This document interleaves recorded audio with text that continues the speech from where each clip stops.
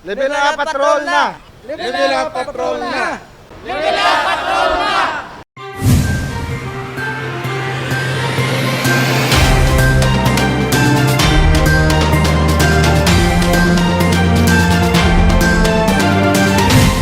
Vaccination kontra COVID-19 sa mga medical practitioners sa Iloilo City ang nagsugod na.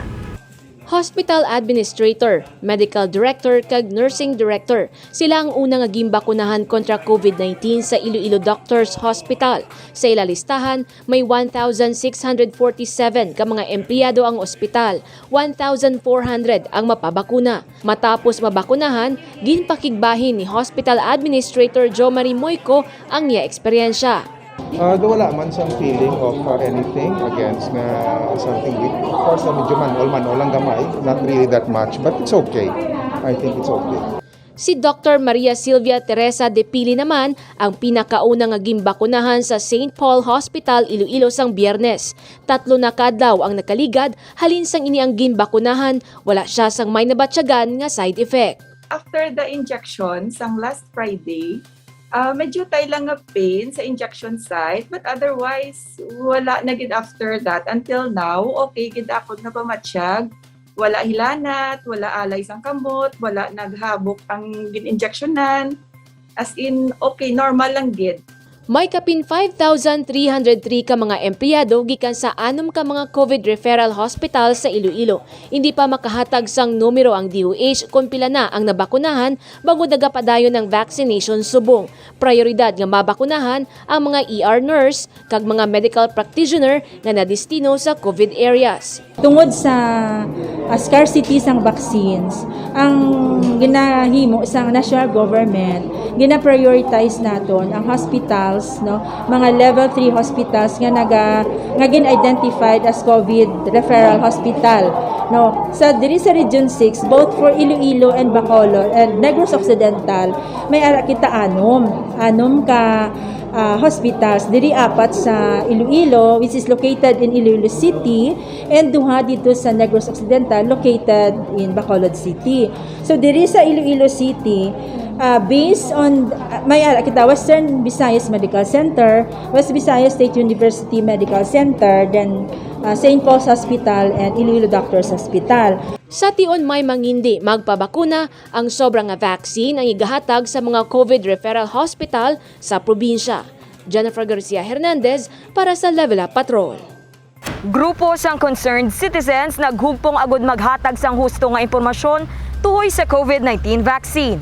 Pagpaathag sa publiko tuhoy sa mga maayo nga epekto sang bakuna ang ginistoryahan sa mga doktor kag iban pa nga vaccine advocates sa ginlunsar nga bakuna Iloilo kaina sang aga. Diri ila gintalakay ang mga masami nga palamangkutanon tuhoy sa COVID-19 vaccine. Pareho na lang sang efficacy rate sang mga bakuna. Nagapati ang convener sang bakuna Iloilo nga kinahanglan ang husto nga impormasyon agud mas makumbinsi ang publiko nga magpabakuna. If I get the vaccine, no, I will be protected. I can still get infected. But if I get an infection, it is milder. The most important thing is 100% of the vaccines are 100%,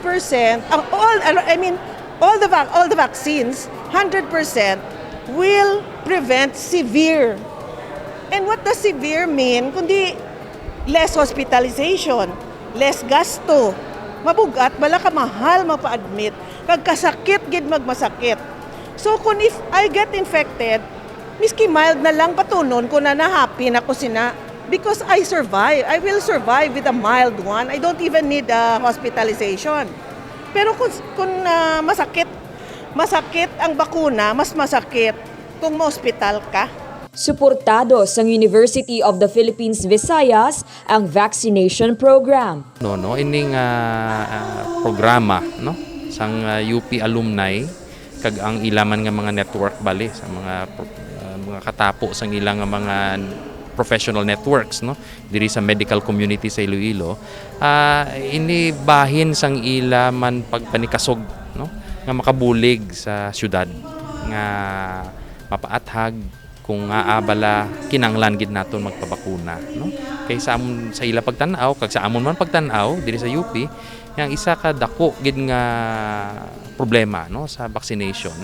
Kahit kung tanaw mo ara na ang vaccines, no, kadamo na sa vaccine, ang pinakadako naton subong nga paghangkat amo ang pagpaathag kay kadamo pagid sa mga tawo way kaintindi kung ano bala nagkatabo kung isa ka tawo magpabakuna, no, kag kung ano ang epekto sang pagbakuna sa aton tanan nga sa aton komunidad, no. So ini nga programa, so isa ini ka ano, no, kahigayunan man, no, sa aton nga mga professionals, medical professionals, no, to do their share in educating public opinion, no, regarding vaccines. Kabahin sang bakuna Iloilo ang mga yara sa sektor sang medisina, accountancy, edukasyon, abogasiya, kag iban pa. We need other people to understand. So, naging dako na mo ng grupo nga to involve multiple sectors of the society. Nga makabulig, wala pa intindi. Bulig lang intindi, wala kami pamilit ha, wala ka pamilit. Pero mas mahigit nga mas makaintindi lang kitang tao nga amo na makabulig gid kita sa pandemya. One of the solution really is to vaccinate. Subo nga adlaw sunod-sunod ang vaccination nga ginpatigayon sa mga COVID referral hospital sa syudad. Kapin 200 ka personnel ang ginbakunahan sa West Visayas State University Medical Center. Dane Raffles para sa Level Up Patrol. 2 ka tonelada nga basura ang nahakot sa ginpatigayon nga cleanup sa mangrove area sa Barangay South San Jose sa distrito sang Molo. Matahumang view sa punungan nga ini sa Barangay South San Jose Molo. Agaw atensyon ang mga tulabong nga nagakuha sang ila pagkaon sa lugar. Bugana sa isda ang kapin 7 ka hektarya nga fish pond sa sini nga barangay. Gani hindi lang tawo ang nagasalig sang palangabuhian diri. Bisan mga pispis nagakuha man sang ila pagkaon. Dako nga bulig sa pagpadamo sang isda ang mga mangrove nga nagapalibot sa mga punungan. Apang ang masubo na puno man sang basura ang puno sang mga mangrove. Kalabanan plastic, botelya kag may patay man nga sapat nga ginhaboy diri. Para sa presidente sang Iloilo Paddlers Club, bisan sang pagpanikasog sang Iloilo City Government kag nanari-sari nga sektor sa paglimpyo sa Iloilo River, hindi ini bastante kun ang source mismo ang may problema. One aspect lang isang pagpatino sa atong palibot. So isa sa mga aspect dapat is kuhaon gid ang basura sa source. So mga tao dapat hindi gid maghaboy kay mabalik man gyapon sa aton. Maklag ang aton mga drainage, mahigko gyapon. So biskan ano naton ka clean up sa Iloilo River, kung ang aton nga mga tributaries, mga punong mga gailig sa Iloilo River, mahigko gyapon, wala gid nakatapusan, ma'am. So dapat pati mga pumuluyo ma-involve gid nga hindi maghaboy sang ila basura. Sa halos 2 ka oras nga pagpanglimpyo, kapin 2 ka tonelada nga basura ang ila nakuha. Ang lugar nga ini ang napilian sang senro sa ila cleanup activity sang Sabado, bangod isa ini sa mga lugar nga na-monitor nga may madamo sang basura. Luyag nila kuntani, wala na sang basura nga ihaboy sa punungan, bangod ini ang may epekto man sa mga isda. Siyempre ang punong may mga isda dira, tilapia, bangros. So may mga basura sa higad, mga panghigaron, nagakaon man siya sa mga plastic na ginahaboy sa higad sang puno. Madamo sang pamalay malapit sa mga punungan. Gani panawagan sang senro sa mga residente.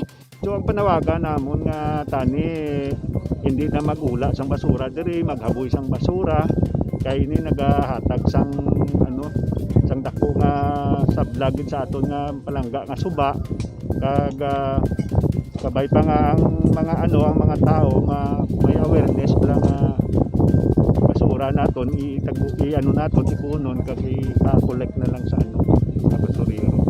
Nanging kabahin sang cleanup ang Iloilo Paddlers Club, Philippine Coast Guard, Philippine Coast Guard Auxiliary, mga personnel sang BJMP male kag female dormitory, PNP kag mga barangay officials sa lugar. Jennifer Garcia Hernandez para sa Level Up Patrol.